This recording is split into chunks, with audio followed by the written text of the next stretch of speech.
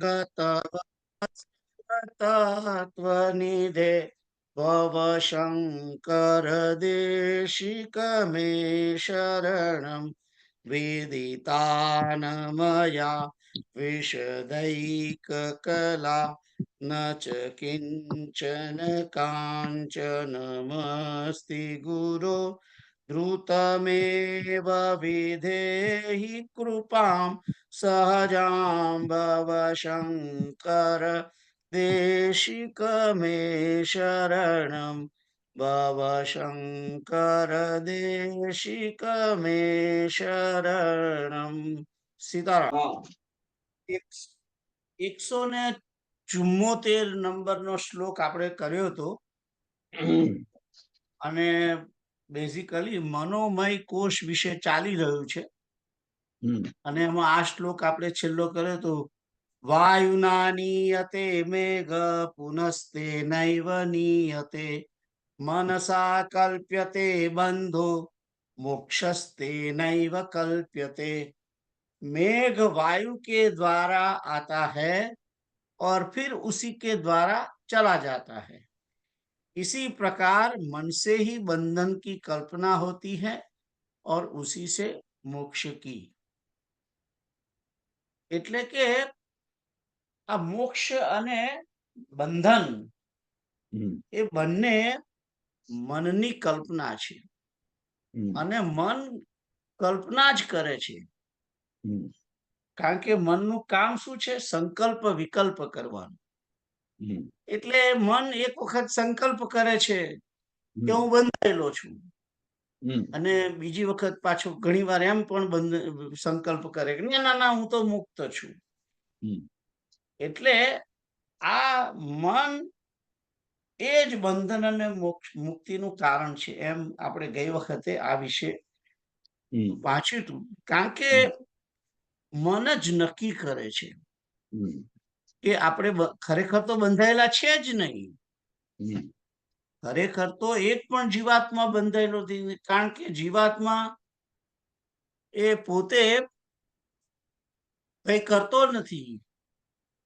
એને કોઈ વિકારો નથી. રાઈટ? એ જન્મતો નથી, મરણતો નથી, મરતો નથી.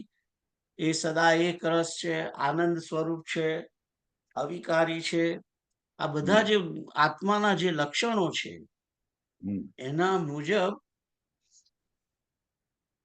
આત્મા કંઈ કરતો નથી. જો એ કંઈ કરતો જ નથી તો પછી એના માટે બંધનનું કોઈ એ નથી. કારણ કે કર્મ કરે તો કર્મનું ફળ લાગે, પાપ અને પુણ્ય. જો એ કોઈ ભોગ વિષય ભોગ કરે તો એના માટે એને વાસનાનું બંધન, વાસના ચોંટે. પણ આ કઈ કરતો નથી. વિષય ભોગ પણ નથી કરતો મન, આત્મા, અને આત્મા કર્મ પણ નથી કરતો.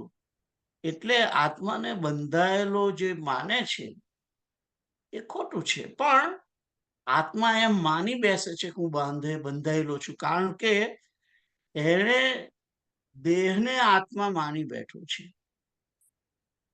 અને તમામ કર્મો એ દેહ દ્વારા થાય છે. અને આ મનોમય જે કોષ છે એ મનોમય કોષ જ પ્રાણમય કોષને જોડે જોડાય છે અને પ્રાણમય કોષ સ્થૂળ દેહની સાથે જોડાય છે. એટલે આ બધા કર્મો થાય છે. અને દેહથી થતા કર્મોને આ મન આત્માને એમ ઠરાવે છે કે તું બંધાયેલો, તારાથી કર્મ થયું છે. એટલે આ મનની કલ્પના છે કે આત્માએ કર્મ કર્યું ને આત્માએ બંધન થયું. બાકી છે નહીં એમ. વસ્તુસ્થ આ રીતે છે.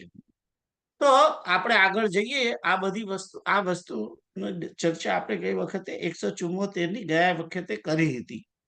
આગળ જઈએ. દેહા 175મો શ્લોક. દેહાદિ સર્વ વિષયે પરિકલ્પ્ય, દેહાદિ સર્વ વિષયે પરિકલ્પ્ય રાગમ बध्नाति तेन पुरुषं पशुवद्गुणेन वैरस्यमत्र विषवत्सु विधाय पश्चात् एनं विमोचयत् तन्मन एव बंधा। ही यह मन ही देह आदि सब विषयों में राग की कल्पना करके उसके द्वारा रस्सी से पशु की भांति पुरुष को बांधता है और फिर इन विषवत विषयों में विरसता उत्पन्न करके इसको बंधन से मुक्त कर देता है। तो कदाच મને એવું લાગે છે કે આ પણ આપણે શ્લોક કર્યો હતો ના, નથી કર્યો, કઈ વાંધો નહીં। તો એમ કે છે કે આ મન જ મન રાગ કરે છે। મન વિષયોમાં રાગની કલ્પના કરે છે કે મને વિષયોમાં રાગ છે અને એ રીતે કે છે કે એના દ્વારા કલ્પના દ્વારા કે છે કે જેમ દોરડા વડે પશુને બાંધે એમ આ આત્માને બાંધી દે છે। શાના વડે? રાગ વડે બાંધે છે। વિષયોમાં રાગ કરાવી અને આ જીવાત્માને બાંધી દે છે। અને પછી આ વિષ સમાન વિષવત એટલે કે ઝેર જેવા આ વિષયો એમાં ફરી પાછું વૈરાગ્ય ઉત્પન્ન કરીને એને બંધનથી મુક્ત કરી દે છે। એટલે મન જ બધાનું કારણ છે એમ વસ્તુ કહેવામાં આવી છે અહીંયા કે મન 5 મહાભૂત 5 ઇન્દ્રિયો વડે 5 વિષયોની અંદર રાગ ઉત્પન્ન કરે છે અને આત્માને એમ કે છે કે તું આ વિષયોને ભોગવે છે અને ખરેખર તો આત્મા વિષયોને ભોગવતો જ નથી। એમ કરી અને આ જીવાત્માને બલાત્ પશુની માફક બાંધી દે છે। પણ જ્યારે આ જીવાત્મા જ્ઞાનપૂર્વક પોતે વિચારે છે કે ના મારે તો મુક્ત થવું છે અને પોતે જ્યારે જ્ઞાનની અગ્નિ દશામાં થાય છે ત્યારે એ જ જીવાત્મા પોતાના મન દ્વારા વૈરાગ્યને ઉત્પન્ન કરે છે અને જાણે છે કે હું દેહ નથી, હું તો આત્મા છું અને મારે કોઈ વિષયો ભોગવવાના હોય નહીં, આથી મારે બંધન હોય નહીં એ રીતે પછી એ વિષયોની અંદર વૈરાગ્ય પામીને વિષયોમાં રમતો નથી અને વિષયોમાંથી ઉપરામતા પામીને એ પોતે મુક્ત થાય છે। આ વસ્તુ 175 કહી છે। હવે તમે આગળ તમારી ચોપડીમાં જે લખ્યું છે એ વાંચો। जिस प्रकार पशु को रस्सी से बांधा जाता है उसी प्रकार यह मन शरीर एवं विषयों के प्रति राग एवं आसक्ति की कल्पना करके स्वयं उनसे बंध जाता है। इस प्रकार यह शरीर एवं विषय बंधन नहीं है बल्कि इनके प्रति आसक्ति होने से वह उसे छोड़ना नहीं चाहता, यही उसका बंधन बन जाता है। जब इसकी इन विषयों के प्रति विरसता उत्पन्न हो जाती है तो वह इस झूठे कल्पित बंधनों से मुक्त हो जाता है और कोई विशेष प्रयत्न जब तब पूजा पाठ कर्मकांड आदि नहीं करना पड़ता। इसलिए बंधन का कारण मन है तथा मुक्ति का भी वही है। उसकी क्रिया प्रणाली में परिवर्तन मात्र लाना है। अज्ञान के कारण ही यह मन स्वयं विषयों के प्रति आसक्त होकर उनसे बनता है, विषय उसको नहीं बांधते। सीताराम। सीताराम। तो આગળ 176 નંબરનો શ્લોક જોઈએ। તસ્માન મનઃ કારણમસ્ય જંતોર બંધસ્ય મોક્ષસ્ય ચ વા વિધાને બંધસ્ય હેતુર્મલિનમ રજો ગુણૈર मोक्षस्य शुद्धम विरजस्तमस्कम तमस्कम। इसीलिए इस जीव के बंधन और मोक्ष के विधान में मन ही कारण है। रजोगुण से मलिन हुआ यह बंधन का हेतु होता है तथा रज और तम से रहित शुद्ध सात्विक होने पर मोक्ष का कारण होता है। तो आ मन અહીં એમ કે છે કે જીવનું બંધન અને મોક્ષના વિધાનની અંદર મન જ કારણભૂત છે. મનને કારણે જ આ બધી જે એક પ્રકારની ભ્રમ પેદા થયો છે કે જીવ બંધનમાં છે અને એને મુક્ત થવાનું છે, એવું નથી. રજોગુણથી મલિન થયેલું મન, એ મન જ્યારે રજોગુણી બને છે ત્યારે એ રજોગુણી મન શું કરે છે? કર્મની અંદર પ્રવૃત્ત કરે છે માણસને. કારણ કે રજોગુણ જ કર્મની પ્રવૃત્તિ કરે છે. અને કર્મ કરવાને કારણે જે કઈ સિદ્ધિ યા ફળ મળે છે એના ઉપર એ અહંકાર કરે છે અને એ ફળ જે પાપ હોય કે પુણ્ય હોય એ ફળ એને ચોંટી જાય છે. કારણ કે એને અહંકાર કર્યો છે મન વડે કે મારા વડે આ કાર્ય થયું છે.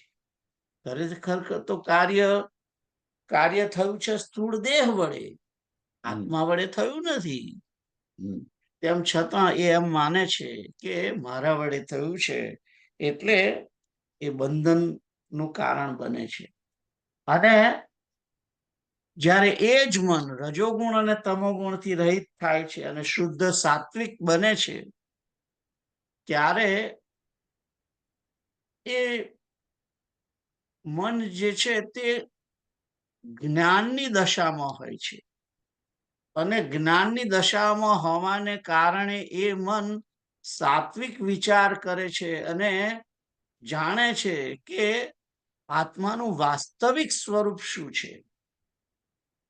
ત્યારે એ જુએ છે કે આત્મા તો દેહથી તરફ એકદમ જુદો છે અને જુદો હોવાને કારણે દેહે કરેલા જે કર્મ અથવા તો દેહથી ભોગવાયેલી જે વિષયો છે એને આત્મા સાથે કોઈ સંબંધ નથી એમ જાણી અને એ જ મન જીવાત્માને મુક્તિ કરાવે છે. એટલે કે મુક્તિ, તું મુક્ત છું એવું ભાન કરાવે છે. અને આ એટલે અહીંયા આગળ કહેવામાં આવ્યું છે કે શુદ્ધ સાત્વિક હોને પર મોક્ષ કા કારણ હોતા હૈ. તો હવે તમે જે 176 માટે શું લખ્યું છે તમારે ત્યાં વાંચો.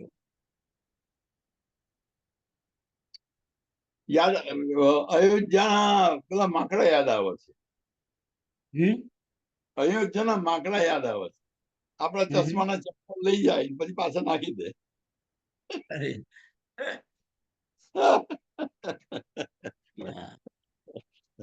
हाँ, मन पर प्रकृति के सत्वगुण, रजोगुण एवं तमोगुण तीनों का प्रभाव रहता है जिससे वह मलिन हो जाता है. जब यह रजोगुण एवं तमोगुण का त्याग कर देता है वह शुद्ध सत्वगुण युक्त ही रह जाता है जो मोक्ष का कारण हो जाता है. सीताराम. સીતારામ. ઓ કોઈ કોમેન્ટ નથી એમાં? આજ કોમેન્ટ હતી. ઓ એટલે આજનો ભાવાર્થ હતો. બરાબર. મેં પેલું તો વાંચ્યું જ નહીં કારણ કે સીધે સાદું હતું ને એટલે નતું વાંચ્યું. આગળ જોઈએ. ના ના કઈ ના ના ઇટ્સ ઓકે. 177મો શ્લોક. વિવેક વૈરાગ્ય ગુણાતિરેકાત શુદ્ધત્વમાસાદ્ય મનો વિમુક્ત્यै ભવત્યતો બુદ્ધિમતો મુમુક્ષો સ્થાભ્યામ દ્રઢાભ્યામ ભવિતવ્ય ભવિતવ્યમગ્રે. તો એનો અર્થ લખ્યો છે અહીંયા આગળ, विवेक वैराग्य आदि गुणों के उत्कर्ष से शुद्धता को प्राप्त हुआ मन मुक्ति का हेतु होता है। अतः पहले बुद्धिमान मुमुक्षु के वे ज्ञान और वैराग्य दोनों ही दृढ़ होना चाहिए। એટલે અહીંયા આગળ હવે મુક્તિના ઉપાયની વાત અહીંયા આગળ કહેવામાં આવી છે કે છે કે વિવેક, વિવેક શાનો? આત્મા અને અનાત્માનો વિવેક. આ કાયમ મનની અંદર રહેવો જોઈએ કે હું જીવાત્મા છું અને હું પરમાત્માનો અંશ છું, હું દેહ નથી. આ ચોખ્ખું વિવેક હોવો જોઈએ. અને વૈરાગ્ય આદિ, વૈરાગ્ય શાના માટે? વિષયો પ્રત્યે વૈરાગ્ય હોવો જોઈએ. કારણ કે જ્યારે અનાત્મા અને આત્માનો વિવેક જાગૃત થાય છે ત્યારે એને ખ્યાલ આવે છે કે આ દેહ જે છે એ હું નથી. દેહનું પોષણ કરવાની મારી જવાબદારી ખરી, કારણ કે પરમાત્માએ મને આ દેહ આપ્યો અને એ દેહ જો હશે તો જ દેહની અંદરથી રહીને હું મુક્તિના ઉપાય કરી શકીશ. એટલે દેહને સાધન જાણવાનું છે અને સાધનની રક્ષા કરવાની છે. સાધનને જરૂર પૂરતું જ એનું માવજત કરવાની છે. સાધનની પાછળ એની પાછળ જ સમય બગાડવાનો નથી. એટલે ભૂખ માટે, ભૂખ લાગે એટલે એને દેહની ટકાવવા માટે એને ભોજન આપવું જોઈએ, એ આપવામાં વાંધો નથી. પણ જ્યારે એ ભોજનની અંદર પણ વિકલ્પ શોધે છે, કોઈ સારું ભોજન, આ નહીં, આ નહીં, આ નહીં, આ નહીં, એમ કરી અને પોતે એની અંદર એક પ્રકારનો આનંદ શોધવાનો પ્રયત્ન નથી કરવાનો. દેહને આનંદ આપવાનો નથી, દેહની કેવલ રક્ષા કરવાની છે. એટલે ભોજન આપવું જોઈએ, જળ આપવું જોઈએ એને, જેથી જીવન રહે. એને વાયુની જરૂર છે જેથી કર્મેન્દ્રિયો પ્રાણ દ્વારા, પ્રાણકોષ દ્વારા કર્મ કરે, એ બધું બરાબર છે.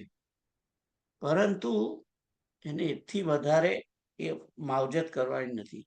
એટલે વિવેક અને વૈરાગ્યના ગુણોથી કે છે કે પ્રગતિ કરી અને આ મનને શુદ્ધ કરવાનું, અને એ શુદ્ધ થયેલું મન જ મુક્તિનો કારણ બને છે. એટલે બુદ્ધિમાન મુમુક્ષુ જે છે, જે મોક્ષની ઈચ્છા રાખવા વાળો અને બુદ્ધિમાન છે, એની અંદર જ્ઞાન પણ દ્રઢ જોઈએ અને વૈરાગ્ય પણ દ્રઢ જોઈએ. જ્ઞાન દ્રઢ એટલે કે કોઈ પણ વખત એ ભ્રમમાં પડી ના જાય અને દેહાત્મ ભાવની અંદર જતું ના રહે મન પોતે. અને વૈરાગ્ય, વિષયો પ્રત્યે વૈરાગ્ય ના થાય, જેથી વિષય પ્રત્યે વૈરાગ્ય હોવો જોઈએ, જેથી એને વિષય પ્રત્યે રાગ ના થાય. તો આ બંને વસ્તુ, વિવેક અને વૈરાગ્ય, એ બંને દ્રઢ જોઈએ, એમ અહીં વાત કરી છે. હવે તમે વાંચો. એ પહેલા એ શબ્દો મને લાગે છે કે બંધ બેસતા છે 120 ખમાં. 120 ખ ઉત્તરકાંડ.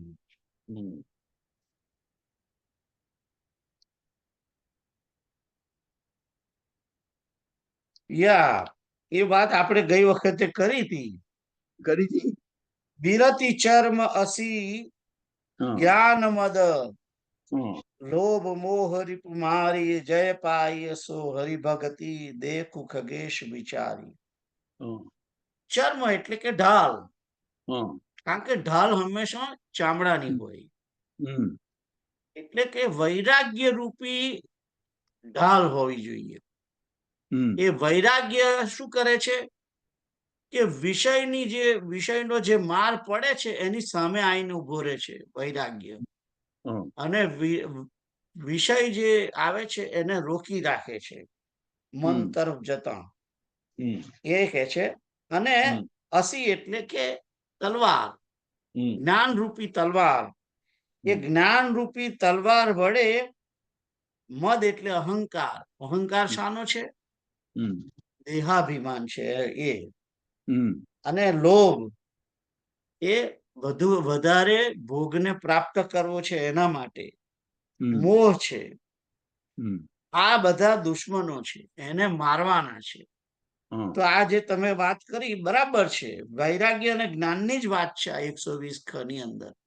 हम्म, એ છે કે વૈરાગ્ય વડે हम्म, આ વિષયોને રોકવાના છે, અને हम्म, જ્ઞાન વડે મદ લોભ મોહ આ બધું જે છે આ બધા દુશ્મનો છે એને हम्म, મારી અને જય પ્રાપ્ત કરવાનો છે। हम्म। તો એ તમારી વાત બરાબર છે, આગળ વાંચો હવે। ના ના, હવે હજુ પાછો એક શબ્દ રહી ગયો, આનંદ। આનંદ, હા, આનંદ શબ્દ રહી ગયો, કારણ કે આનંદ સચ્ચિદાનંદ, શબ્દ ક્યાં છે અહીં? તમે બોલ્યા આનંદ શબ્દ, તમે બોલ્યા આમાં।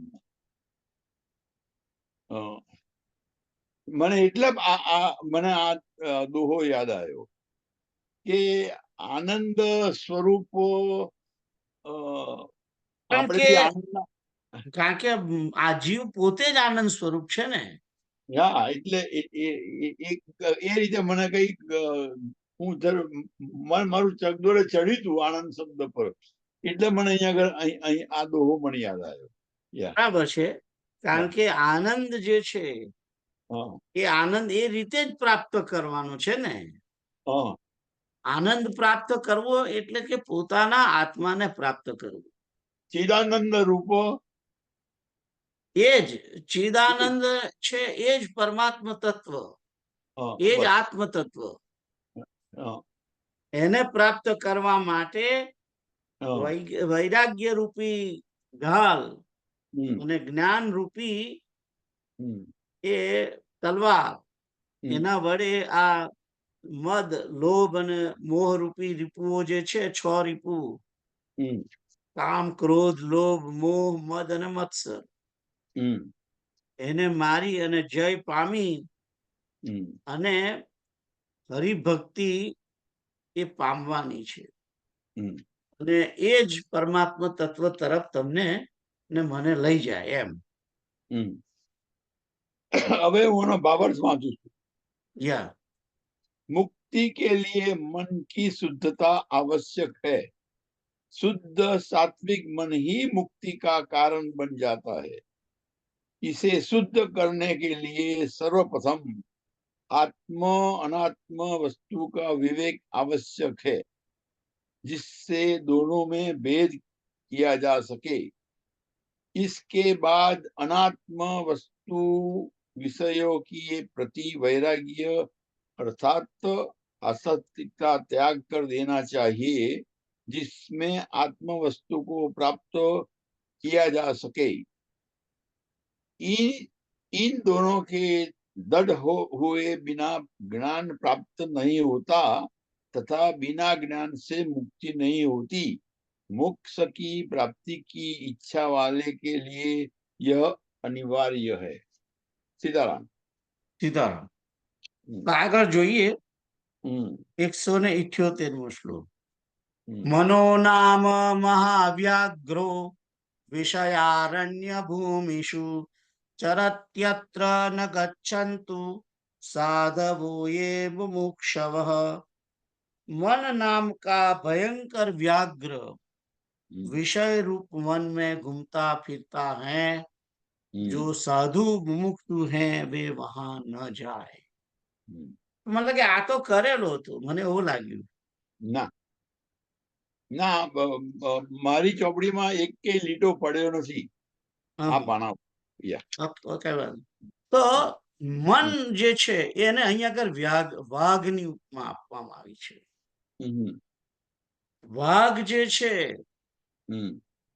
તે ભૂખ્યો ના હોય તેમ છતાં પણ એ શિકાર કરે, લોહી ચાખે છે. લોહી ચાખે છે. એ આપણે વાત કરી હતી, પણ હા. આગળ આગળ કઈ એવું આવ્યું હશે યાર.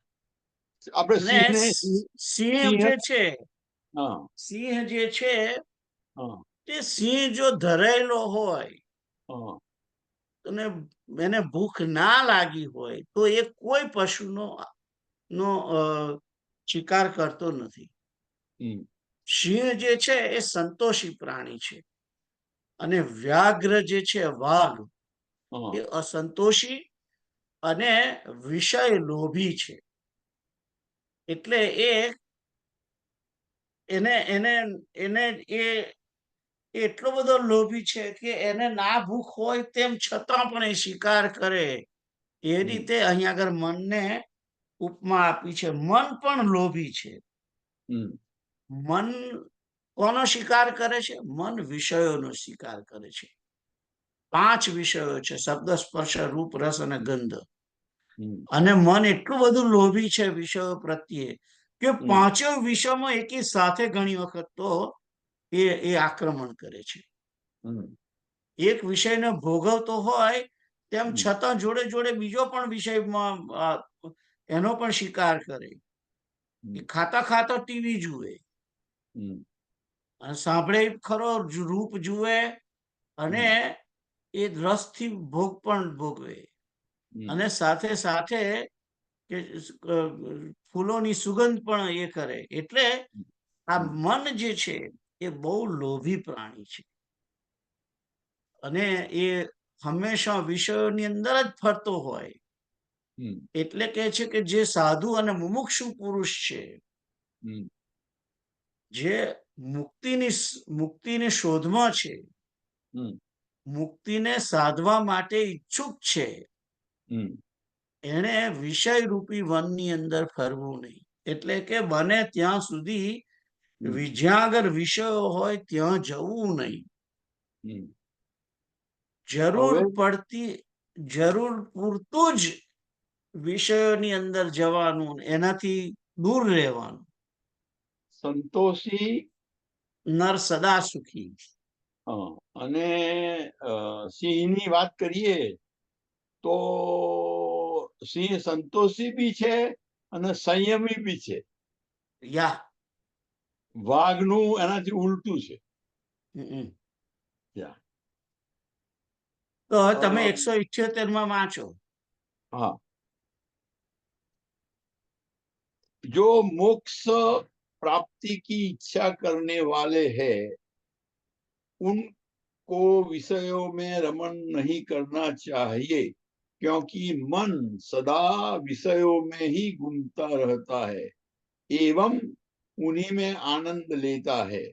विषयों के प्रति वैराग्य करने से मन अपने आप शांत हो जाता है, जो मुक्ति का कारण बन जाता है. विषयों के प्रति आसक्ति छोड़ देने से ही मन को जीता जा सकता है, अन्य कोई उपाय नहीं है.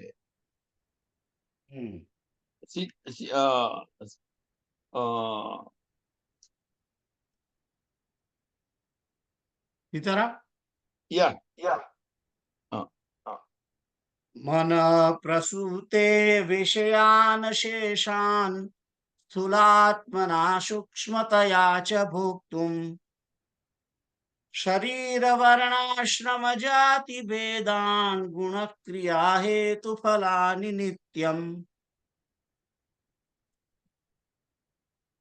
मन ही संपूर्ण स्थूल सूक्ष्म विषयों को शरीर, वर्ण, आश्रम, जाति आदि भेदों को तथा गुण, क्रिया, हेतु और फल आदि को भोक्ता के लिए नित्य उत्पन्न करता रहता है। तो કહે છે કે મન જ આ વિષયોને પ્રગટ કરે છે, हम्म, સ્થૂળ વિષયો અને સૂક્ષ્મ વિષયો. મન ભોગવવા માટે જ શરીરને, વર્ણને, આશ્રમ, જાતિ આ બધા ભેદ કર્યા કરે છે અને ગુણો, ક્રિયા, હેતુ અને ફલને ભોગતા માટે નિત્ય ઉત્પન્ન કરે છે. તો બધું મન જ, કારણ કે જુઓ મન જે છે એ પેલું જે પ્રાણ શરીર છે, પ્રાણકોશ हम्म, એને સપોર્ટ કરે છે અને આ પ્રાણકોશ વડે જ બધા કર્મ બને છે. પ્રાણકોશ પ્રાણકોશ સ્થૂળ શરીરને સપોર્ટ કરે છે. એટલે સ્થૂળ શરીરમાં જે કર્મ થાય છે તે પ્રાણકોશને કારણે થાય છે ને પ્રાણકોશ એ મન દ્વારા કંટ્રોલિત હોવાને કારણે જે સ્થૂળ અને સૂક્ષ્મ વિષયોને પ્રગટ કરવાનું કામ જે છે એ મનથી થાય છે એમ કે છે. કારણ કે વિષયોને પ્રાપ્ત કરવા માટે એ પૈસા ભેગા કરે છે, એના માટે ખરીદવા જાય છે. આ બધું એ શું કરે છે? વિષયોને ઉત્પન્ન કરવાનું કાર્ય છે. બીજું, શરીરને માટે, શરીરને સારું રાખે છે અને એ બધું શા માટે? જેથી ઇન્દ્રિયો વડે એ વિષયોને ભોગવી શકે. એટલે ઇન્દ્રિયોના માટે પણ એ શરીર ઇન્દ્રિયોને પોષણ કરે છે, શરીરનું પણ પોષણ કરે છે અને શરીરને નિત્ય રાખે છે. વર્ણ, તો વર્ણ જે છે એ બ્રાહ્મણ, ક્ષત્રિય, શૂદ્ર, વૈશ્ય આ બધા વર્ણ એ પણ મન ઉત્પન્ન કરે છે. આશ્રમ, ગૃહસ્થાશ્રમ, બ્રહ્મચર્ય આશ્રમ, આ વાનપ્રસ્થ આશ્રમ અને संन्यास સંન્યાસ આશ્રમ, આ બધું આ મન વડે થયેલું છે. જાતિ આદિ ભેદો અને રજોગુણ, તમોગુણ આ બધું મન કરે છે. ક્રિયા પણ મન કરે છે અને ક્રિયાનો હેતુ, કોઈ પણ કાર્યનો હેતુ અને કર્મનું ફળ ભોગતાને માટે મન જ ઉત્પન્ન કરે છે. બધું જ મનથી થાય છે બેઝિકલી. हम्म, મન વડે જ વર્ણ, મન વડે જ આશ્રમ, મન વડે જ જાતિ આ બધું મન જ ઉત્પન્ન કરે છે એમ કે છે. हम्म। તો તમારે એમાં શું લખ્યું છે વાંચો. विषयों का भोक्ता विषयों का भोक्ता जीव है, जो आत्मज्ञान के अभाव में स्वयं सम्राट बन बैठा है, तथा यह मन उस जीव का आज्ञाकारी सेवक है, जो उसके भोग के लिए सभी स्थूल सूक्ष्म विषयों की सामग्री उत्पन्न करके अथवा जुटाकर उसका पोषण करता है। जीव में अहंकार है, जिसकी तृप्ति के लिए यह मन शरीर, वर्ण, आश्रम, जाति आदि में भेदों को उत्पन्न कर जीव को श्रेष्ठ बताने का उपक्रम करता है, तथा गुण, क्रिया, हेतु आदि को उत्पन्न करता रहता है, जिसका फल जीव को भोगना पड़ता है। जीव इसी के बहकावे में आकर आत्मा को सदा के लिए भूल जाता है एवं वह मन के कारण विषयों में ही रस लेने लगता है। नेगेटिव पासू बताड़ी છે આમાં તો બિલકુલ. તો કારણ કે બધું મનને કારણે જ આ બધું મુશ્કેલી મનથી જ થયેલી છે ને, એટલે આગળ જોઈએ 180. असंग चिद्रूपममुं विमोह्य देहेन्द्रिय प्राण गुणैर्निबध्य अहम ममेति भ्रमयत्यजस्रम मनः स्वकृत्येषु फलोपभोक्तिषु। इस असंग चित रूप आत्मा को मोहित करके तथा इसे देह, इंद्रिय, प्राण आदि गुणों से बांधकर यह मन ही इसको मैं और मेरा भाव से अपने कर्म और उनके फलोपभोग में निरंतर भटकाता है। અહીં બે ત્રણ વસ્તુ બહુ સરસ કહી છે આત્મા માટે. અસંગ છે, આત્મા અસંગ છે. આત્માને કોઈનો બીજો સંગ હોતો નથી અને એ ચિત્તરૂપ છે. ચિત્તરૂપ એટલે કે જ્ઞાન રૂપ છે. આ જ્ઞાન રૂપ અસંગ આત્મા જે છે એને મોહિત કરે છે. મોહિત કેવી રીતે કરે છે? આ મન તમો ગુણ વડે આત્માની ઉપર આવરણ કરીને એને ઢાંકી દે છે. પહેલું તો આત્માને ઢાંકી દે છે અને અહંકાર વડે ઢાંકી દઈ અને એ આત્માને અહંકાર વડે પોતે દેહ છે એવું ઠસાવે છે કે હું દેહ છું. અને પછી હું દેહ છું આમ માન સમજી બેસે છે. પછી શું કરે છે? પછી રજોગુણ વડે એ ઇન્દ્રિયો વડે કર્મ કરાવે છે. પ્રાણકોશ વડે પ્રાણ એ કર્મેન્દ્રિયોને શક્તિ પ્રદાન કરે છે. એનાથી પોતે વિષય ભોગને માટે ઇન્દ્રિયો વડે કર્મ કરાવી અને જ્ઞાનેન્દ્રિયોને વિષય ભોગ કરાવે છે. અને આ રીતે દેહને હું માની બેઠો છે અને ઇન્દ્રિયો અને પ્રાણ એ મારા છે એમ સમજી બેઠો છે.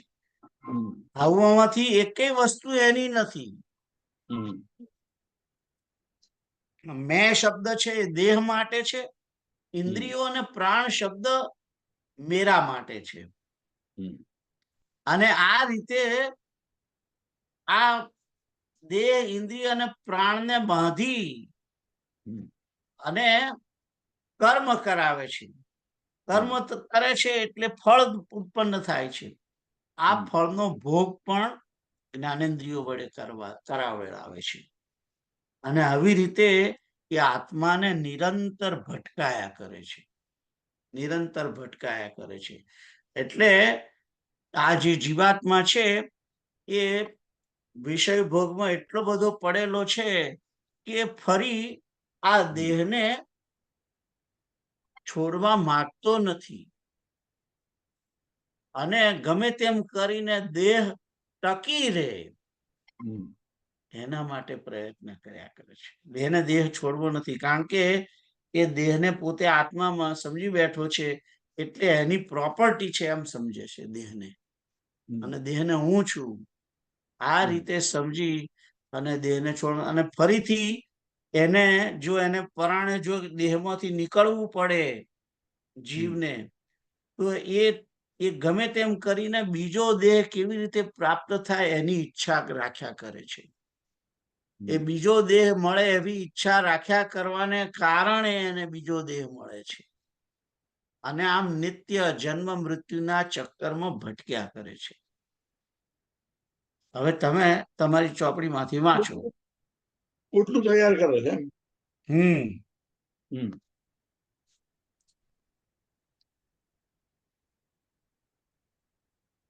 એનો શબ્દાર્થ ઈસ असंग चिद रूप आत्मा को मोहित करके तथा इसे देह, इंद्रिय, प्राणादि गुणों से बांधकर यह मन ही इसको मैं मेरा भाव से अपने कर्म और उनके फलोपभोग में निरंतर भटकाता है. भावार्थ इस मन से ही उस शुद्ध असंग एवं चिद्रूप आत्मा को विषयों की ओर आसक्त करके इसे मोहित करके यह उसे शरीर इंद्रिया एवं प्राणादि गुणों से बांध रखा है। इसे यह अपना स्वयं का स्वरूप भूलकर मन को अहंकारवश मैं मेरा आदि कहने लगता है। इसी कारण यह कर्म में प्रवृत्त होकर उसके फलों का भोक्ता हो जाता है।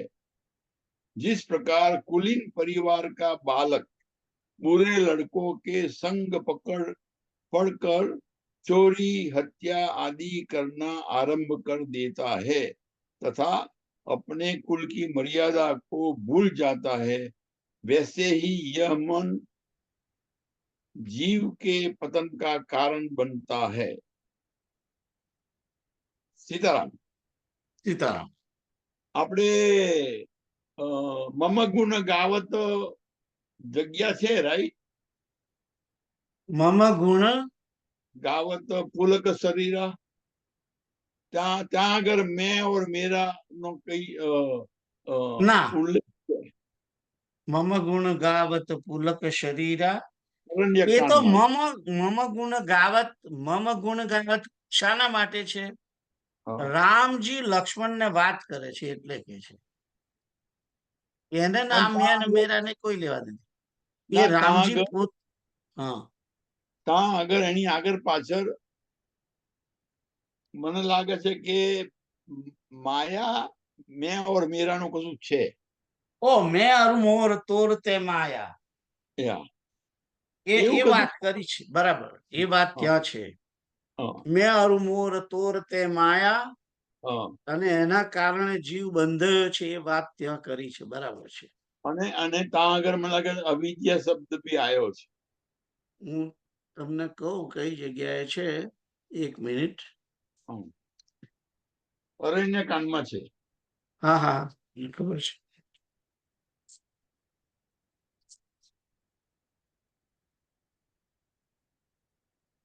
હમ 114મા દોહા પછી છે, મેં અરુ તો મોર તોર તે માયા, જેહી બસ કિન્હે જીવ નિकाया, गोज गोचर जह लगी मन जाई, सो सब माया जाने हूं भाई. તો કે છે કે હું અને મારું, તું અને તારું, એ જ માયા છે. અને એ માયા વડે જ કે છે કે આ જીવ બંધાયો છે. જેહી બસ કિન્હે જીવ નિકાયા, એના વશ થયેલો છે. અને પછી કે છે કે ગો ગોચર જહ લગી મન જાય. ગો એટલે ઇન્દ્રિયા. આ ઇન્દ્રિયો વિષયોની અંદર જ્યાં સુધી મન જાય છે, મન ઇન્દ્રિયો અને ઇન્દ્રિયોના વિષયોમાં જ્યાં જ્યાં સુધી જાય છે, જ્યાં જ્યાં જાય છે, એ બધી માયા છે એમ તું જાણ. એટલે કે આ બધું જે દેખાય છે એ બધું માયા છે. મન ઇન્દ્રિયો વડે જે જગ્યાએ જઈ રહ્યું છે, મન આંખ વડે આ બધું જુએ છે, એ જે વસ્તુ જોવાની છે એને ગોચર, અને ગો એટલે ઇન્દ્રિય, ચર, ઇન્દ્રિયો જેમાં ચરે છે તે ગોચર. આંખને માટે રૂપ, કાનને માટે શબ્દ, ત્વચાને માટે સ્પર્શ. આ શબ્દ સ્પર્શ રૂપ રસ અને ગંધ, એની અંદર એ વિષયોને શોધવામાં જ આ મન ઇન્દ્રિયોને ભટક્યા કરે છે. ચારે બાજુ જે કઈ તમને દેખાય છે આ જગતની અંદર, એ બધી જ જગ્યાએ વિષયો છે, અને એમ જ આ મન ભટક્યા કરે છે, એમ વાત કરી છે ત્યાં. તમે વાંચો કે વાંચી લીધું તમે? યા વાંચી લીધું. ઓકે, આગળ. આગળ જઈએ. હમ અભ્યાસ દોષાત પુરુષસ્ય સંસ્કૃતિર અધ્યાસ બંધસ્ત્વમુનૈવ કલ્પિતઃ રજસ્તમો દોષવતો વિવેકિનો જન્માદિ દુઃખસ્ય નિદાનમેતત. अध्यास दोष से ही जन्म मरण रूप संसार होता है और यह अध्यास का बंधन इसी का कल्पित किया हुआ है तथा रज तम आदि दोष युक्त अविवेकी पुरुष के लिए यह अध्यास की जन्म आदि दुख का मूल कारण है. અધ્યાસ દોષ એટલે કયો દોષ? અધ્યાસ દોષ એટલે કે દેહાધ્યાસ. દેહને આત્મા સમજી લેવો એનું નામ અધ્યાસ. અને એને પર્ટિક્યુલર કહેવા માટે જ એકચ્યુઅલી તો અધ્યાસ નો અર્થ એમ છે કે જે નથી તેને સમજી લેવું એનું નામ અધ્યાસ. અને એ શામાં છે? દેહમાં છે. દેહ આત્મા નથી, તેમ છતાં આ અધ્યાસ દોષને કારણે, દેહાધ્યાસને કારણે પુરુષ એને આત્મા સમજી બેઠો છે, દેહને. એટલે જે જીવ જે છે તે એ આત્માનું પોષણ કરવું જોઈએ એમ સમજી અને દેહાધ્યાસને કારણે દેહનું પોષણ, દેહનું રક્ષણમાં જ રચ્યો પચ્યો રહે છે અને એ રીતે વિષયોને ભોગવે છે. અને આને કારણે જન્મ મરણ રૂપ સંસાર થાય છે. અને કે છે કે આ જે અધ્યાસનું બંધન છે એ તો કલ્પિત છે, ખરેખર છે નહીં. દેહાધ્યાસ જે છે એ મન વડે કલ્પના થઈ ગઈ છે કે આ દેહ મારો, આ દેહ હું છું. એ કલ્પના મને કરે છે, આપણું મન કરેલું છે, મન વડે કરેલી છે. મૃગજળ છે. હા હે હા, દેહ એવું મન એવું માની બેઠું છે કે આ દેહ જ આત્મા છે, બાકી છે નહીં. એ મન વડે કલ્પિત થાય, મને કલ્પના કરી છે કે આ દેહ હું છું. પણ હું કોણ છે? હું તો જીવાત્મા છે, પેલો આત્મા છે એ હું છે. દેહ તો દેહ છે. દેહ તો 5 મહાભૂતોનું એક જડ પદાર્થ છે. એની અંદર રહેલો જે આત્મા છે એ આત્માની સાથે પેલું જે મન જોડાયું એટલે મને એવી કલ્પના કરી કે આ દેહ મારું સ્વરૂપ છે. ખરેખર દેહ આત્માનું સ્વરૂપ નથી. એટલે આ કલ્પિત બંધન છે, કલ્પના વડે કરેલું બંધન છે, પોતે છે નહીં. તથા રજ તમ આદિ दोषयुक्त अविवेकी पुरुष के लिए, હવે તમે દેહાધ્યાસ થયેલો છે એટલે રજોગુણ અને તમોગુણ વગેરે જે દોષ થી જે પુરુષ અવિવેકી પુરુષ છે, જેને નિત્ય અને અનિત્યનો કોઈ વિવેક જ નથી. નિત્ય ચેતન જે નિત્ય છે, જે અવિનાશી તત્વ છે અને વિનાશી તત્વ છે, એનો વિવેક જેની પાસે નથી એવો પુરુષ, આત્મા અને દેહનો જેને વિવેક જ નથી, એને જ આ અધ્યાસ જન્મ મરણનું દુઃખનું મૂળ કારણ છે. એના માટે જ જેને જે વિવેકી પુરુષ છે એ તો અધ્યાસ હોય તેમ છતાં એને સમજણ છે થોડી કે આ જે જન્મ મૃત્યુ થાય છે એટલે જેને અધ્યાસ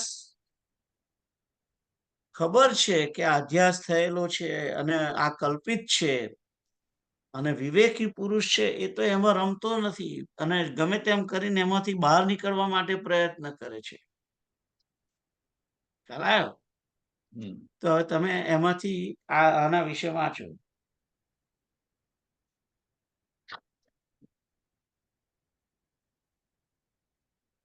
पहला शब्दार्थ वांचू छू. ओके. જા.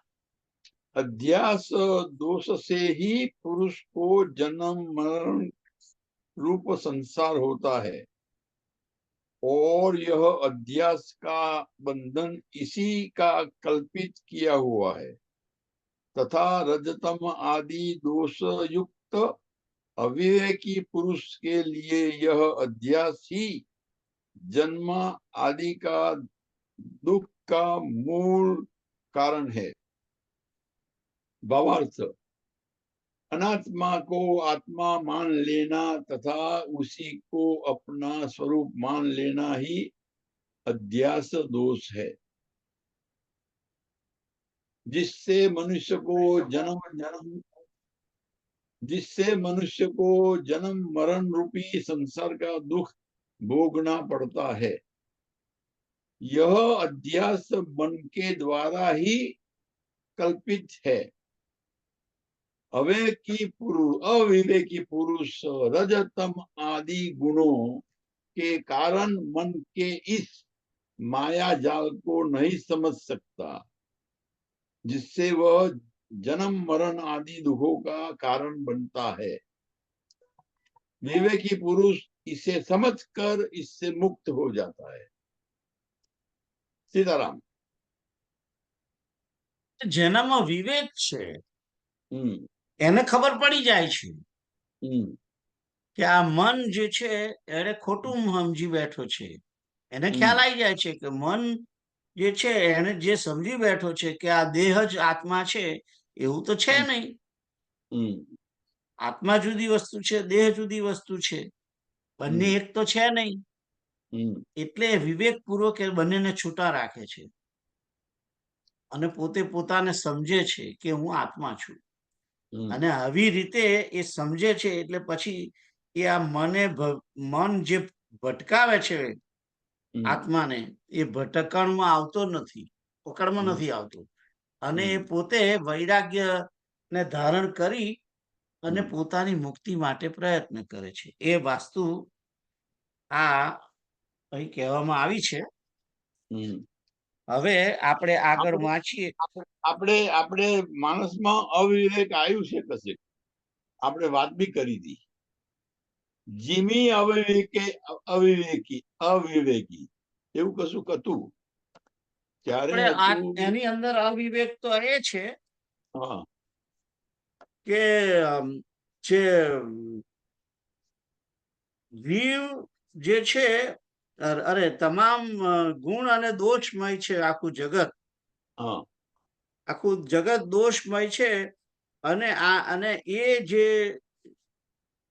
દોષમય જ છે, પણ જે એને સમજી જાય છે, એના તરફ જોતો નથી, જે એનો વિવેક છે. એમ ઉભય એવો છે કે શું કે દોહો છે એવો. અને એની માવજતમાં પડી જાય, લટ્ટુ થઈ જાય તો અવિવેક. હું તમને કહું કઈ જગ્યાએ છે, જરાક જસ્ટ બેર વિથ મી. પાછળ એમ જ છે. લક્ષ્મણ સંવાદ છે. લક્ષ્મણ અને ગુણનો સંવાદ છે. ના, એ છે મારું માનવું છે દેખીએ સો અવિવેક, એવો શબ્દ છે. દેખીએ સો અવિવેક. એ તો ખરું જ. એ તો મને લાગે 741 છે. 741 માં એ છે. પણ બરાબર તમારી વાત. સુનહુ તાત માયા કૃત 41મો દો. સુનહુ તાત માયા કૃત ગુણ અરુ દોષ અનેક, ગુણ યહ ઉભય ન દેખી સો અવિવેક. એટલે એમ કે છે કે સાંભળો, હા માયા વડે આ માયાનું કાર્ય છે. ગુણ અને દોષ માયાએ જ બધું ઉત્પન્ન કરેલું છે. ગુણ પણ ની ઉત્પત્તિ પણ માયા કરે છે અને દોષની પણ ઉત્પત્તિ એ માયા કરે છે. એટલે તમામની અંદર ગુણ પણ છે ને દોષ પણ છે. મારી અંદર એક ગુણ છે, સારા ગુણ છે, દોષ પણ છે. અને આ ગુણ અને દોષની સૃષ્ટિ માયા વડે ઉત્પન્ન થઈ છે. એટલે કે છે કે સાચો ગુણ સદગુણ કયો કહેવાય? કે જે એ બંનેને જુએ નહીં, કોઈના દોષ પણ ના જુએ ને કોઈનો ગુણ પણ ના જુએ. અને જે જોતો હોય, કોઈના ગુણ દોષ જોતો હોય, એ અવિવેકી છે, એમ કે છે. સારો તમે પોઈન્ટ શોધી લાયા. હજુ જે છે મને લાગે છે એક જગ્યાએ છે મને લક્ષ્મણ અને ગુણ સંવાદ એમાં જ છે. લક્ષ્મણની જોડે લક્ષ્મણ જ્યારે રામજીની સેવા માટે બહુ જ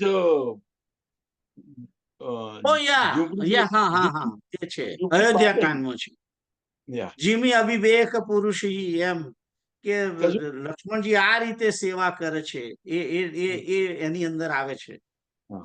બરાબર બરાબર બરાબર બરાબર બરાબર, એ વાત ખરી. સે વહી લખનું કરમ મન બાની જાઈન શીલ, ના એ નહીં, જીમી અવિવેક પુરુષ.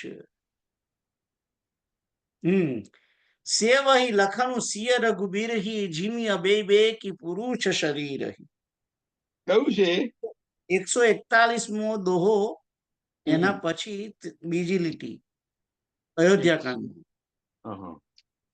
સે વહી લખનું સિય રઘુબીર કે છે લક્ષ્મણજી સીતા અને રામની કેવી રીતે સેવા કરે છે? જેવી રીતે અવિવેકી પુરુષ શરીરની સેવા કરે. એટલી બધી અવિવેકી પુરુષ શરીરની બહુ સેવા કરે, એ રીતે એટલી બધી સેવા કરે છે, એમ કે છે. ભગવાનની સેવા ખૂબ કરે છે એમ. પણ અહીંયા આગળ જે પોઝિટિવ અર્થમાં લીધેલું છે અવિવેકી શબ્દ, અને એમાં અવિવેકી કોઈ નથી, લક્ષ્મણ પણ નથી અને સીતારામજી પણ નથી. ખ્યાલ આવ્યો? એ તો ઉદાહરણ આપવા માટે જ, સમજાવવા માટે કહ્યું છે કે કેટલી બધી સેવા કરે છે એમ. એ સમજાવવા પૂરતું જ કહ્યું છે ત્યાં અવિવેકી શબ્દ. તો આપણે આગળ જઈએ. એટલે વધારે પડતું કોન્સન્ટ્રેશન કરીને વધારે ખૂબ સેવા કરે છે એમ. જેમ અવિવેકી પુરુષ પોતાનું ખૂબ માવજત કરે શરીરની, એ નાય તારે પાછું તેલ લગાડી નાય, બધું માવજત એટલી બધી કરે, મચ્છર ખાતરી પછી દરેક પ્રકારની ટ્યુબો લગાડે ને આ તે બધું કરે છે કે એને મચ્છરે ના અડવું જોઈએ. એ જે છે અવિવેકી પુરુષ છે. એટલે એની એટલી બધી કે એના શરીરની માવજત ખૂબ રાખતું હોય, એને અવિવેકી પુરુષ કહેવાય. એટલે આગે છે કે અવિવેકી પુરુષ પોતાના શરીરની જે રીતે રક્ષા કરે છે અને જેટલી માવજત કરે છે, એટલી બધી માવજત લક્ષ્મણજી સીતારામની કરે છે, એમ કે છે. સારું, આગળ જઈએ. 182. અતઃ પ્રાહુર્મનો અવિદ્યામ પંડિતાસ્તત્વદર્શિનઃ યેનૈવ ભ્રામ્યતે વિશ્વમ વાયુનેવાપ્રમંડલમ. अतः तत्वदर्शी विद्वान मन को ही अविद्या कहते हैं, जिसके द्वारा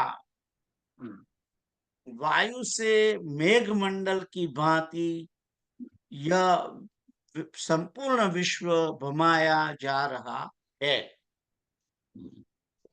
તો કે છે કે તત્વદર્શી પુરુષો છે, જે તત્વને જાણે છે, સમજે છે, એ લોકો, એવા વિદ્વાનો આ મનને અવિદ્યા કે છે. મન અવિદ્યા છે એમ સમજે છે અને કે છે કે જેવી રીતે વાયુ વડે મેઘમંડળ,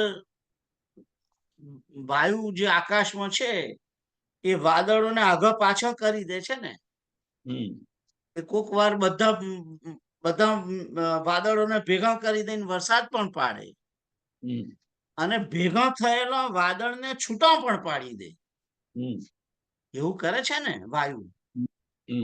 એ જ રીતે આ મન રૂપી અવિદ્યા જે છે એ મનુષ્યને બંધનમાં પણ નાખે અને બંધનમાંથી છોડાવી પણ શકે એમ.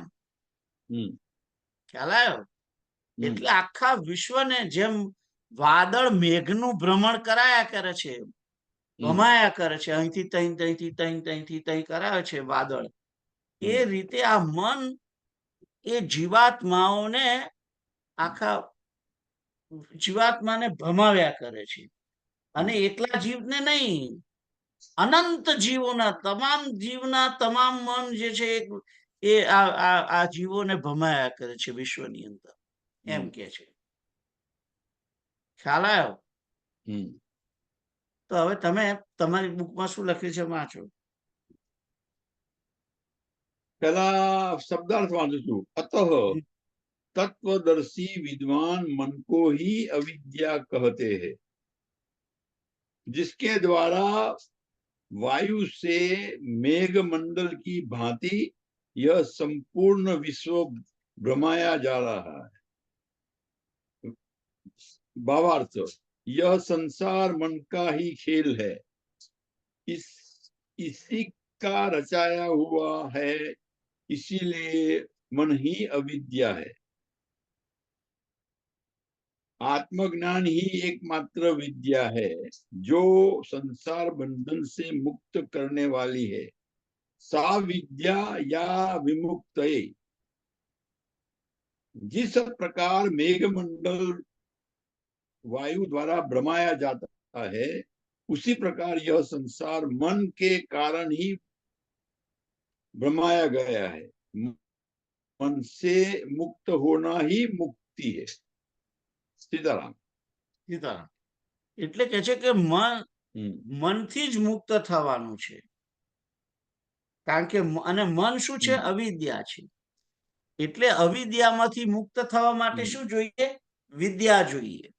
એટલે પેલો અંદર શ્લોક સંસ્કૃતનો આવ્યો, સા વિદ્યા યા વિમુક્ત.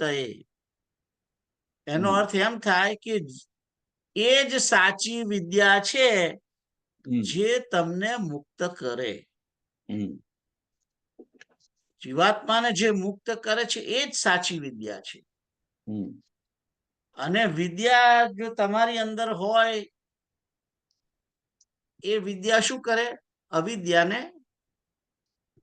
નાશ કરે. એટલે મનોનાશ, મનને કાઢી નાખવાનું છે, મનને દૂર કરવાનું છે. મન જ અવિદ્યા છે, એટલે અવિદ્યા કાઢવાની છે, એટલે મન કાઢી નાખવાનું છે. અથવા તો તમે સાદા અર્થમાં શું કહો? એટલા માટે જે ભક્તિનો માર્ગ છે એની અંદર શું કહ્યું છે? મનમયા મદભક્તો, મારામાં મન રાખ, મય્યેવ મનાધત્સ્વ, મયી બુદ્ધિમ નિવેશય. આ બધું એટલે કહેલું છે કે મન કે છે કે તું આ અવિદ્યા વાળું મન છે એને તારે મુક્ત કરવું, એનાથી તું જઈ અને મનને ભગવાનની અંદર મૂકી દે, પરમાત્માની અંદર જોડી દે, એટલે તું ઓટોમેટિક મુક્ત થઈશ. કારણ કે એ અવિદ્યા જે છે એ વિદ્યા પરમાત્મા તત્વની સમક્ષ ટકી નથી રહેવાનું. એટલે જ્યારે વ્યક્તિ પોતાનું મન પરમાત્માને સોંપી દે છે, પરમાત્માની અંદર જોડાય છે, મન વડે પરમાત્માનું સ્મરણ કરે છે, ત્યારે એ મન એ ઓટોમેટિક અવિદ્યાને, કારણ કે મન જ અવિદ્યા છે ને, એટલે એ ઓટોમેટિક પરમાત્મા તત્વની અંદર જોડાઈ અને મુક્ત થવાનું જ છે એ ધીમે ધીમે કરીને. હમ. જેટલું મન જે સમયે મન લાગ્યું પરમાત્મા તત્વમાં એટલો સમય એ મુક્ત રહે છે. હમ. ફરી એમાંથી કાઢીને તમે ફરી પાછા વિષય નાખો પાછું હતું એવું ને એવું. હમ. ખ્યાલ આવ્યો? મિયા ઠેર ના ઠેર. હા, એટલે ભગવાન આપણને એટલે કે છે કે તું કે તારું મન કાયમ 24/7 મારામાં રાખ, એમ કે છે. ખ્યાલ આવ્યો? તો હવે આ 9:34 થયો. હે 9:34 થયો તાર તો. હા, 9:34 જ થયો ને. યા. 9:34 અને 8:14 ભગવદ ગીતાના 8મા અધ્યાયનો 14મો શ્લોક. હમ. કયો શ્લોક એ? 18મા અધ્યાય. ના ના, 8માનો 14મો. અનુસ્મરણ. હા. અનુસ્મરણનો જે શ્લોક છે ને હા. પણ જેના પર ચાર્જ લગાવ્યો છે એની વાત કરો ને. હે જેના પર ચાર્જ લગાવ્યો છે એ વાત કરો ને. હા, પણ એ જ વાત છે. બરાબર ને? તમે સહેજ ધીરજ રાખો. જો હું કહું મને. હા. અનન્ય ચેતા સતતમ યોમામ સ્મરતિ નિત્યશ તસ્યાહમ સુલભ પાર્થ નિત્ય યુક્ત યોગીના. એટલે સ્મરણ કોણ કરે છે? સ્મરણનું કાર્ય મનનું છે. મન સ્મરણ કરે છે. મનથી જ સ્મરણ થાય. સ્મરણ બીજા કોઈ વાણી વડે ના થાય. સ્મરણ માટે મન લગાડવું પડે. એટલે કહ્યું તસ્માત સર્વેષુ કાલેષુ મામનુસ્મર યુધ્ય છે. ખ્યાલ આવ્યો? અને એટલે 9:34 કહ્યું કે તું તારું મન મારામાં આપ. મનમાં ના ભાવ મત ભક્તો મન મારામાં મન રાખ. મારામાં મન રાખવા વાળો થા. અને જે 18મા અધ્યાયની અંદર પણ એ જ હતું ને. એમાં તો ચાર્જ માર્યો છે. હે એમાં તો ચાર્જ લગાડ્યો છે. યા શ્રીયોસ્મી યા મન્મના ભવ મદ ભક્તો મધ્યાજી મામ નમસ્કુરુ મામે વૈશ્યસી સત્યમ પ્રતિજાનુ પ્રિયોસી મે. તો એ મન જે છે એ મન એને તમારે પરમાત્માની અંદર લગાડો તો બધું કાર્ય થાય. તો 100 ને તમે 83 વાંચી લીધું, રાઈટ? 82 વાંચ્યો ને? ફરી વાંચીએ. વાંચો. यह संसार मन का ही खेल है, इसी का रचाया हुआ है, इसीलिए यह मन ही अविद्या है. आत्मज्ञान ही एकमात्र विद्या है जो संसार बंधन से मुक्त करने वाली है. सा विद्या या विमुक्त जिस प्रकार मेघमंडल वायु द्वारा भ्रमाया जाता है, उसी प्रकार यह संसार मन के कारण ही भ्रमाया गया है. मन से मुक्त होना ही मुक्ति है. सीताराम. 83 सॉरी 183. तन्मनः शोधनं कार्यं प्रयत्नेन मुमुक्षुणा विशुद्धे सति चेतस्मिन् मुक्तिकर फलायते. उस मन का मुमुक्षु को प्रयत्न पूर्वक शोधन करना चाहिए.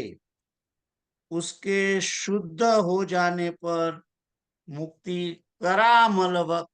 तरामलकवत हो जाती है.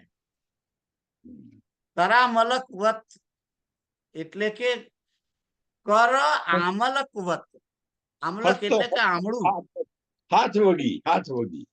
હા, જેમ હાથમાં આમળું હોય, આમળું તો આમળું ને તમે જોઈ પણ શકો ને આમળું તરત ખાઈ પણ શકો. મોઢા મુક્ત કેટલી વાર લાગે? એટલે તમારી મુક્તિ તમારા હાથમાં છે એમ. આમળાની માફક જેમ હાથમાં આમળું હોય એમ મુક્તિ તમારા હાથમાં આવી જાય છે. કેવી રીતે? મન શુદ્ધ થાય તો. અને અહીં આગળ કે છે કે આ મુમુક્ષુએ શું કરવું જોઈએ? આ મનનું શોધન કરવું જોઈએ, મનને શુદ્ધ કરવું જોઈએ, એમ કે છે. મનની શુદ્ધિ માટેના જ પ્રયત્નો બધા કરવાના છે. એટલે આ જે કથા તમે સાંભળો છો એ મનની શુદ્ધિ કરે, તમે જે જપ કરો છો એ મનની શુદ્ધિ કરે, પરમાત્માનું સ્મરણ કરો એ શુદ્ધિ કરે, નામ સ્મરણ, નામ કીર્તન, આ બધું શુદ્ધિ કરે છે, મનની શુદ્ધિ કરે છે. એટલે કે છે કે મનની શુદ્ધિ થાય એટલે તો પછી મનની શુદ્ધિ થયા પછી મુક્તિ એ હાથ વગી થઈ જાય છે, એમ કહેવામાં આવ્યું છે. એટલે જે મુક્તિને ઈચ્છે છે એને મનને શુદ્ધિ કરવા માટે પ્રયત્ન કરવો જોઈએ. એટલા માટે જ જો કર્મયોગનો મેન આશય શું છે? કર્મયોગ વડે નિષ્કામ કર્મ કરીને મનની શુદ્ધિ, અંતઃકરણની શુદ્ધિ કરે છે ને યોગ. એટલે બધું અડિયો દળિયો થઈને મનને જ શુદ્ધ કરવાનું છે મેન, ગમે તેમ કરી. ભક્તિ વડે કે કર્મ વડે કે વૈરાગ્ય વડે આ બધાથી મન જ શુદ્ધ કરવાનું છે.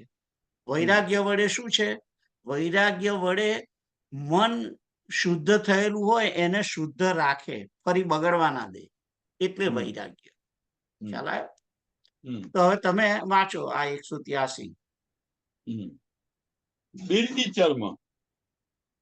બિરતી ચર્મ અસીમ.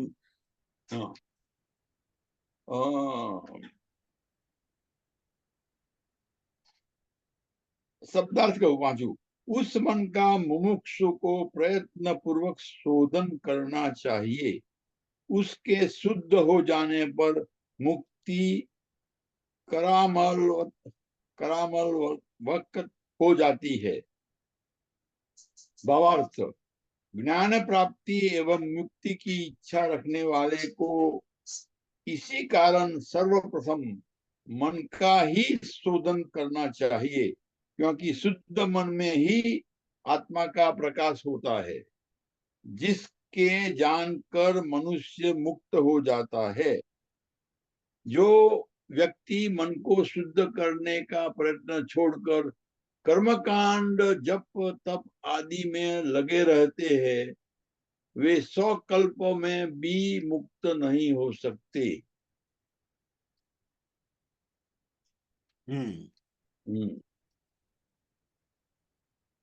તો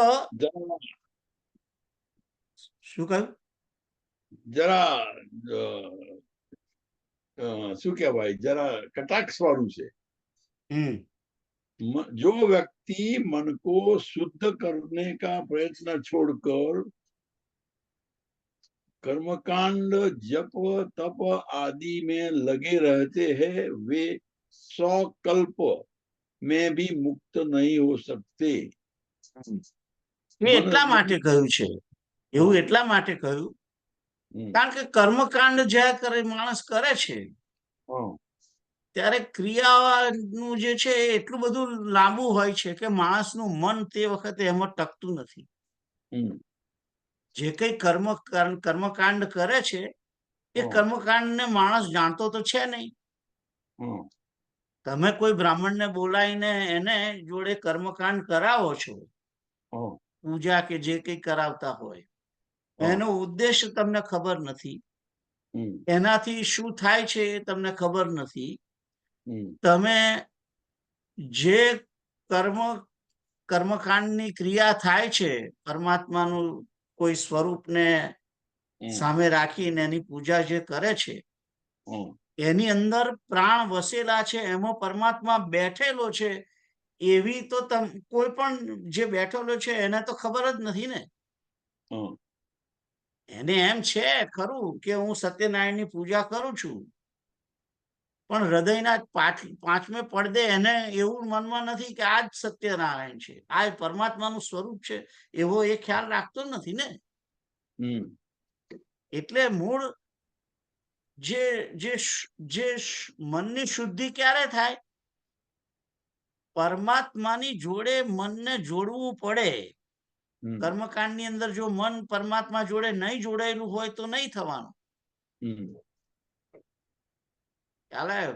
જપ કરવાનો, રામ રામ રામ રામ કરે છે, બરાબર છે, પણ જોડે જોડે રામ કોણ છે એનો પણ તમને ખ્યાલ હોવો જોઈએ. હું શું કરું છું એનો મનની અંદર એનો એ હોવો જોઈએ. એટલે કે છે, ખ્યાલ આવ્યો? અને કર્મકાંડ તો મોટે ભાગે બ્રાહ્મણો કરાવતા હોય છે, એટલે યજમાનને ઘણી વખત ખબર જ નથી હોતી શું થાય છે, રહ્યું છે. એક અહીં પાણી રેડો એટલે પાણી રેડે, પણ એને થાળી કેમ રેડવાનું અને બહાર નહીં કેમ નહીં રેડવાનું એ પૂછે છે કોઈ દાડો? સમજ્યા વગર જે કરે છે. સમજવું એટલે જ જ્ઞાન, અને જ્ઞાન જ્યારે હોય છે ત્યારે મન જોડાયેલું હોય છે. આ જે ક્રિયા હું કરી રહ્યો છું, કેમ કરી રહ્યો છું, એનું પૂરેપૂરો જો એને ખ્યાલ ના હોય તો એ થવાનું નથી. જ્યારે યજ્ઞ કરે છે ત્યારે એને ખબર હોવી જોઈએ કે અગ્નિ મીળે પુરોહિતમ, પરમાત્મા અગ્નિ સ્વરૂપ છે. પરમાત્મા અગ્નિ પરમાત્માનું સાક્ષાત સ્વરૂપ છે, અને હું જમાડું છું. આ ભાવ ના હોય અને આમ નાખ્યા કરે એમનેમ, એ બીજા કોકની ઉપર પડતું હોય તો એનાથી એને શુદ્ધિ નહીં થવાની ને. ખ્યાલ આવ્યો? એટલા માટે એવું લખ્યું છે. એટલા માટે બાપુ કહે છે કે રામચંદ્ર ભગવાન પ્રિય હો. ભગવાન પ્રિય હો, પ્રિય લાગે તો તમે એના માટે કંઈક કરો. ભગવાન પ્રિય છે એટલે હું ભગવાનની કથા સાંભળું છું. યજ્ઞ કરીએ છીએ અને રામની પ્રત્યે આહુતિ આપો છો ત્યારે કોઈ મનમાં વિચારે છે કે આ રામનું સાક્ષાત સ્વરૂપ છે? એ ના વિચારતા હોય, એવો ભાવ ના હોય કે હું રામને જમાડું છું, તો એ તો પછી ક્રિયા થઈ ગઈ ને. તો ક્રિયા વડે મનની શુદ્ધિ ના થાય. જ્ઞાન જરૂરી છે જોડે, કે જે કરે છે એ સમજીને અને સમજવું એનું અર્થ જ જ્ઞાન. હું જે કરું છું એ આ કરું છું એમ એ મનની અંદર ખ્યાલ હોવો જોઈએ. इन पर भी लगाम हो, इन पर भी दृष्टि हो। वीरान की कहानी यही बताती है कि किसी एक महल में एक मंथरा निकल जाए तो कितना दुख पैदा हो सकता है, और किसी घर में एक राम निकल जाए तो कितना सुख पैदा हो सकता है। सीताराम आंसू आ गયું. सोंधी जी ऐसे सोंधी जी दशरथ ने राम से ये तक कहा कि ઓ એમને પેલું એમનું મેં બંધ કર્યું. કઈ વાંધો નહીં, આપણે આગળ જઈએ. કુમાર વિશ્વાસને સાંભળે છે. મોક્ષૈક સત્યા વિષયેષુ રાગમ નિર્મૂલ્ય સંન્યસ્ય ચ સર્વ કર્મ સત્શ્રદ્ધયા શ્રવણાદિનિષ્ઠો રજ સ્વભાવમ સદુનોતિ बुद्धे. तो कहते कि मोक्ष की आसक्ति से जो विषयों में राग का निर्मूलन करके तथा सर्व कर्मों को त्याग कर शुद्ध श्रद्धा से युक्त हुआ श्रवण आदि में तत्पर रहता है, वह बुद्धि के रजोमय चंचल स्वभाव को नष्ट कर देता है. અહીં આગળ હવે એ બુદ્ધિ તરફ જઈ રહ્યા છે. આપણે થોડોક ડાયવર્ટ, થોડીક ટર્ન લઈએ છીએ. હવે તો કે છે કે મોક્ષની આસક્તિ એટલે કે મારે મુક્ત થવું છે એવી ઈચ્છા, તીવ્ર ઈચ્છાને જ આસક્તિ કહેવાય. તો મુક્તિની તીવ્ર ઈચ્છાથી જે વિષયોમાં રાગ નિર્મૂલન કરે, એટલે કે રાગ ટોટલી વિષયોમાંથી કાઢી નાખે. રાગનું નિર્મૂલન એટલે કે વૈરાગ્ય થવું. વિષયોની અંદર વૈરાગ્ય કરીને હવે વિષયોમાં વૈરાગ્ય થઈ ગયો એટલે વિષયોની તો જરૂર નથી. અને પછી શું થાય? આ જે કર્મ માણસ કેમ કેમ કરે છે? મનુષ્ય કર્મ વિષયોની પ્રાપ્તિ માટે કર્મ કરે છે. કોઈ પણ કર્મ જ્યારે કરે છે વ્યક્તિ, એનો ઉદ્દેશ આ 5 વસ્તુઓમાંથી કોઈ એકને ભોગવવી છે એટલે કરે છે. અથવા તો 5 ને ભોગવી છે કે 2 ને ભોગવવી છે, પણ વિષયને માટે જ પ્રયત્ન કોઈ પણ કર્મ થાય છે. એટલે વિષયનો પ્રત્યે વૈરાગ્ય હોય પછી એને કર્મ કરવાની જરૂર નથી. એટલે સર્વ કર્મનો ત્યાગ કરે અને શુદ્ધ શ્રદ્ધા, પરમાત્મા તત્વ પર શુદ્ધ શ્રદ્ધા, વિશુદ્ધ શ્રદ્ધા, મિક્સ નહીં. અને આવી રીતે શ્રવણ આદિમાં તત્પર રહે. અને શ્રવણ શાનું કરે? કારણ કે હવે શ્રવણ રાગ માટે શ્રવણ કરવાનું નથી, એને કોઈ મ્યુઝિક સાંભળવાનું નથી, એને તો પરમાત્માનું કથા સાંભળવાની છે. ગઈકાલે પેલો હું કથા સાંભળવા ગયો હતો ભૂપેન્દ્ર પંડ્યાની. એમણે ચોખ્ખું કહ્યું કે કથાની અંદર બહુ વધારે પડતું સંગીત નહીં હોવું જોઈએ. કે એમની એ પોતે સંગીત વાળાને લઈને જ આવ્યા છે, તેમ એની સામે જ મને કહ્યું કે બને ત્યાં સુધી સંગીતનો એટલો બધો ના હોવો જોઈએ કે લોકોનું મન સંગીતમાં જતું રહે. સાંભળવામાં જે સાંભળવાનું છે એ તો જ્ઞાન સાંભળવાનું છે પરમાત્માનું. અને સંકીર્તન કે એવું આવે એ બરાબર છે, એનાથી સંકીર્તન સાંભળવું જોઈએ, નામ સાંભળવાનું બરાબર છે, પણ એની જોડે સંગીત જોડાઈ અને બહુ સરસ ટ્યુન છે ને બહુ સરસ તાલ છે ને આન તે, એની અંદર જો શ્રવણેન્દ્રિય જતી રહે તો કે છે કે એ તો પછી માણસનું મન જ એને ઠગે છે. અને એનો રસ, એનો ઇન્ટેન્શન એ સંગીતમાં જાય. એટલે પછી એ સાંભળનારો શું કે પેલું ગાઓ બાપુ, પેલું ભજન ગાઓ. કયું કે પેલું શું કહેવાય, પેલું આપણે બોલીવુડ. હા, બોલીવુડ નું કોઈ સોંગ ગાઓ એમ. ખ્યાલ આવ્યો? એટલે એ જે છે એ સંગીત તરફની આસક્તિ છે, સાંભળવાની આસક્તિ, શ્રવણની આસક્તિ. એ આસક્તિ એમાં નહીં રહેવાનું. પછી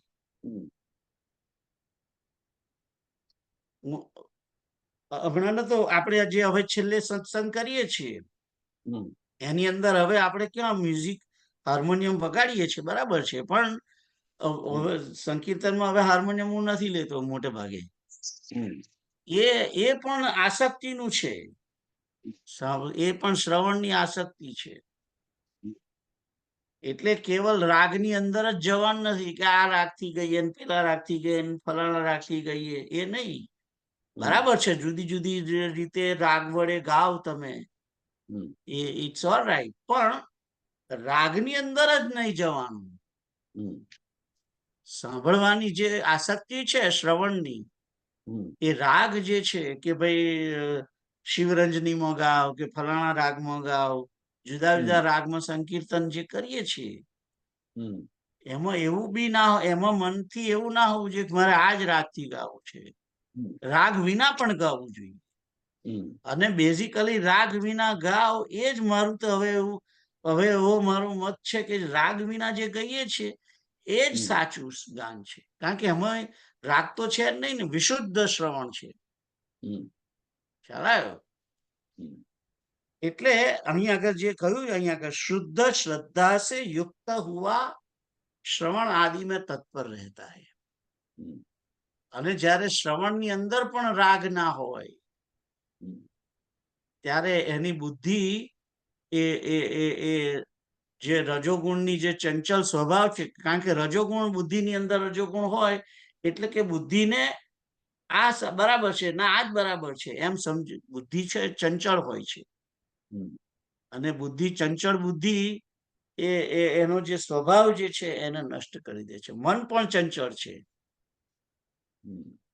તો એ જે સ્વભાવ જે એનો રજોગુણ સ્વભાવ જે છે ચંચળ રહેવાનો મનનો અને બુદ્ધિનો, એને નષ્ટ કરી દે છે એમ કે છે. તો અહીં આગળ પ્રક્રિયા બતાવેલી છે કે રાગને નિર્મૂળ કરી, સર્વકર્મનો ત્યાગ કરી અને જ્ઞાનના શ્રવણની અંદર તત્પર રહેવાનું છે શ્રદ્ધાપૂર્વક. અને એ રીતે એને આ મનની જે રજોગુણ જે છે એને નષ્ટ કરવાનો એ વાત કરી છે. તો તમે વાંચો હવે તમારામાંથી. શબ્દાર્થ વાંચું છું પહેલા. मोक्ष की आसक्ति से जो विषयों में राग का निर्मूलन करके तथा सर्व कर्मों को त्याग कर शुद्ध श्रद्धा से युक्त हुआ श्रवण आदि में तत्पर रहता है, वह बुद्धि के रजोमयी चंचल स्वभाव को नष्ट कर देता है. भावार्थ, बुद्धि का स्वभाव चंचल है, वह कभी स्थिर नहीं रहती.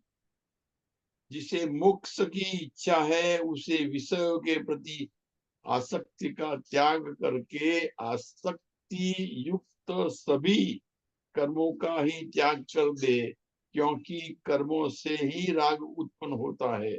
इसीलिए ऐसे कर्मों का त्याग कर आसक्ति रहित कर्म ही करे तथा शुद्ध श्रद्धा युक्त होकर गुरु वचनों का श्रवण मनन करे.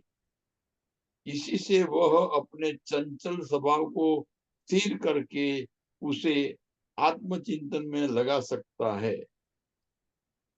फरी वाचू. बुद्धि का स्वभाव चंचल है, वह कभी स्थिर नहीं रहती. जिसे मोक्ष की इच्छा है उसे विषयों के प्रति आसक्ति का त्याग करके आसक्ति युक्त सभी कर्मों का ही त्याग कर दे, क्योंकि कर्मों से ही राग उत्पन्न होता है. इसीलिए ऐसे कर्मों का त्याग कर आसक्ति रहित कर्म ही करे तथा शुद्ध श्रद्धा युक्त होकर गुरु वचनों का श्रवण मनन करे.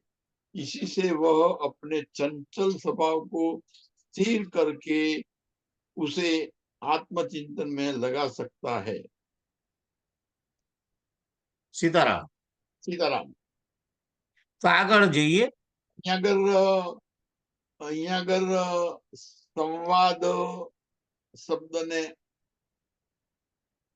જરાક લાવવો જોઈએ એમ.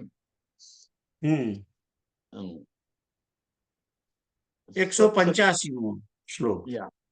મનોમયો નાપી ભવેત પરાત્મા યાદ્યંતવત્વાत् પરિણામાભિવાત દુઃખાત્મકત્વાદ્ વિષયત્વ હેતુર દ્રષ્ટા हि દ્રશ્યાત્મતયા ન દૃષ્ટઃ.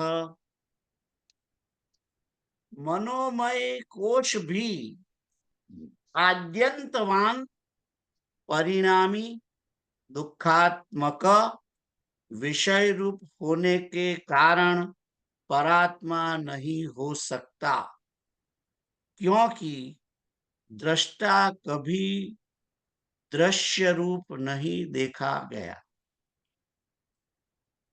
અહીં શું કહે છે કે આ મનોમય કોષ જે આપણે જેના વિશે આ ચર્ચા કરી રહ્યા છીએ, એ મનોમય કોષ પણ આદ્યંતવાન એટલે કે આદિ અને અંત વાળો છે. મનોમય કોષ પણ આદિ પણ છે અને અંત પણ છે. આદિ કેમ છે? કારણ કે અનંત જન્મોથી આ માણસ જન્મ મરણ કરતો આવ્યો છે આ જીવ. એટલે જીવની જોડે આ મન છે એ કાયમ ઘણા સમયથી છે, એટલે આદિવાળો છે. અને જ્યારે આ જીવ મુક્ત થાય છે ત્યારે મુક્ત થવા માટે એને મનનો નાશ કરવો પડે, મનનો અંત કરવો પડે ને. આગળ આવી ગયું ને, એટલે એનો અંત પણ થાય. એટલે મનનો અંત પણ થઈ શકે છે, મન આદિ પણ છે. એટલે મન આદ્યંતવાન, એમ આદિ અંત વાળું છે એમ મનોમય કોષ. પછી આગળ કે છે મનોમય કોષ પરિણામી છે, એનાથી પરિણામ આવે છે. મનોમય કોષને કારણે પરિણામ શું આવે છે? કાં તો એ બંધાય, કાં તો એ મુક્ત થાય. મનથી જ મુક્તિ અને મનથી જ બંધન. એટલે અહીં કે છે પરિણામી છે. અને દુઃખાત્મક, મન જ દુઃખનું કારણ છે. મન જ દુઃખનું કારણ છે, કારણ કે અત્યાર સુધી આપણે તો મુક્ત થયા નથી, એટલે અત્યાર સુધી તો દુઃખ જ જોયું ને. અને આ મન વિષય રૂપ છે, કારણ કે મન હંમેશા વિષયોમાં જ ઘૂસેલું રહે છે. મન જ અવિદ્યા છે. અને આવું હોવાને કારણે એ કે છે કે પરાત્મા ના હોઈ શકે. એ આત્મ સ્વરૂપ, પરમાત્મા સ્વરૂપ ના હોઈ શકે મનોમય કોષ. કેમ? કે છે કે દ્રષ્ટા કોઈ દિવસ દ્રશ્ય રૂપ નહીં જોવાતું. દ્રષ્ટા કોણ છે? દ્રષ્ટા પરમાત્મા છે. આત્મા એ દ્રષ્ટા છે, અને મન છે એ દ્રશ્ય છે. કારણ કે આપણે કહે છે કે મારું મન આવું છે, મારું મન બગડ્યું છે, મારું મન તો આવું કે છે, એવું બોલીએ છે ને આપણે. એટલે મન જે છે એ મન જીવને માટે જોવાની વસ્તુ છે, દ્રશ્ય છે. અને દ્રશ્ય ને દ્રષ્ટા બંને એક ના હોય. ખ્યાલ આવ્યો? જેમ પેલું એક વૃક્ષ પર બે પક્ષીઓ બેઠા છે, સંસાર વૃક્ષ પર અથવા તો શરીર રૂપી વૃક્ષ પર બે પક્ષીઓ બેઠા છે. એમાંનું જીવ રૂપી પક્ષી ફળ ખાયા કરે છે, અને પરમાત્મા પક્ષી જોયા કરે છે, એવું છે એ શ્લોકની અંદર. તે જે જોયા કરે છે એ કોણ છે? એ દ્રષ્ટા છે, જોયા કરે છે. કોને જુએ છે? પેલા જીવને જુએ છે. પણ જીવને જુએ છે એટલે એકચ્યુઅલી તો જીવ જે છે એ શું છે? એ આ 5 કોષ વત્તા શુદ્ધાત્મા છે. અને 5 કોષની અંદર આ મનોમય કોષ છે. તો એ દ્રષ્ટા એ મનોમય કોષને જુએ છે, પેલું પરમાત્મા વાળું પક્ષી. એટલે એ જેને જુએ છે, દ્રષ્ટા પરમાત્મા પક્ષી મનોમય કોષને જુએ છે. અને એ મનોમય કોષ કે છે કે એ દ્રષ્ટા, એ દ્રશ્ય ક્યારેય થઈ, મનોમય કોષ જ દ્રશ્ય છે. અને એ દ્રષ્ટા પરમાત્મા છે. એ પરમાત્મા એ ક્યારેય મનોમય કોષ ના હોઈ શકે. એ અહીંયા આગળ તારણ કાઢ્યું છે. ખ્યાલ આવ્યો તમને? તો હવે તમે 185 નું વર્ણન વાંચો. પેલા શબ્દાર્થ વાંચું છું ફરી. मनोमय कोष भी आद्यंतवान, परिणामी, दुखात्मक और विषय रूप होने के कारण परमात्मा नहीं हो सकता, क्योंकि दृष्टा कभी दृश्य रूप नहीं देखा गया. भावार्थ: मनोमय कोष भी आत्मा नहीं हो सकता, क्योंकि यह आदि और अंत वाला, परिणामी, दुखात्मक और स्वयं जीव का विषय है. जीव की सत्ता मन के ही कारण है. परात्मा स्वयं दृष्टा है, वह मन दृश्य है. दृष्टा कभी दृश्य नहीं हो सकता. आत्मा के गुण मन में न होने से वह आत्मा नहीं हो सकता। आत्मा के गुण मन में न होने से वह आत्मा नहीं हो सकता। आत्मा के गुण मन में न होने से वह આત્મા નહીં आत्मा हो सकता। हाँ કેમ એવું કહ્યું છે? કારણ કે આત્માના ગુણો એ મનની અંદર નથી. આત્માના ગુણો કયા? તો આત્માના ગુણો અવિનાશી, हाँ અવિકારી. सतत सतत चेतन હા, એટલે એ બધું થોડું મનની અંદર છે. મન થોડું અવિકારી છે. हाँ મન તો વિકારી છે. ચોખ્ખું પહેલો એક જ ગુણમાં નિવેડો આવી જાય છે. हाँ મન વિકારી છે ને, हाँ વિકારી છે એટલે તો વિષયોને ભોગવે છે. हाँ એટલે એ વિકાર રૂપ ગુણ વાળો છે મન. हाँ એના કારણ અને આત્મા તો અવિકારી છે. हाँ તો આત્મા મન ના હોઈ શકે એમ કે છે. हम्म, ખ્યાલ આવ્યો? हम्म, એટલે મન જે છે એ આત્મા ના હોઈ શકે એમ કે છે બેઝિકલી. हम्म, हम्म। તો અહીં આગળ साधन 100 હા साधन શું થઈ કહ્યું? શકે साधन થઈ શકે મન સાધન થઈ શકે, મુક્ત થવા માટે સાધન બની શકે, બરાબર.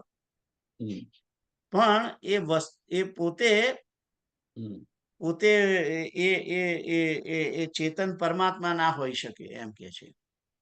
આપણે પેલું આત્મા એક ના ગાયન હોઈ શકે. આપણે એક ગાયન હતું ને, મને એક મંદિર હે દિલે એક મંદિર હે. હા, મને એક મંદિર. એટલે કે પોઝિટિવ એપ્રોચ લીધો છે. યા તો અહીં આગળ આપણે બંધ રાખીએ છીએ. 4 ને 6 થઈ ગઈ છે. હવે આપણે મન પરથી વિજ્ઞાનમય કોષ પર જઈએ છીએ. કાલથી શરૂ કરશું. વિજ્ઞાનમય કોષ કાલથી શરૂ કરશું. કાલથી એટલે સોમવારથી કે કાલથી શનિવારથી? ના, સોમવારથી. હા. હરે અને કૃષ્ણ. હા, બોલો. અને જો અનુકૂળ હોય તો આપણે કરીશું, એમાં શું વાંધો છે? કઈ વાંધો નહીં. હું ફોન કરીશ. સીતારામ. હરે કૃષ્ણ કૃષ્ણ કૃષ્ણ હરે હરે, હરે રામ રામ રામ હરે હરે, હરે કૃષ્ણ કૃષ્ણ કૃષ્ણ હરે હરે, હરે રામ રામ રામ હરે હરે,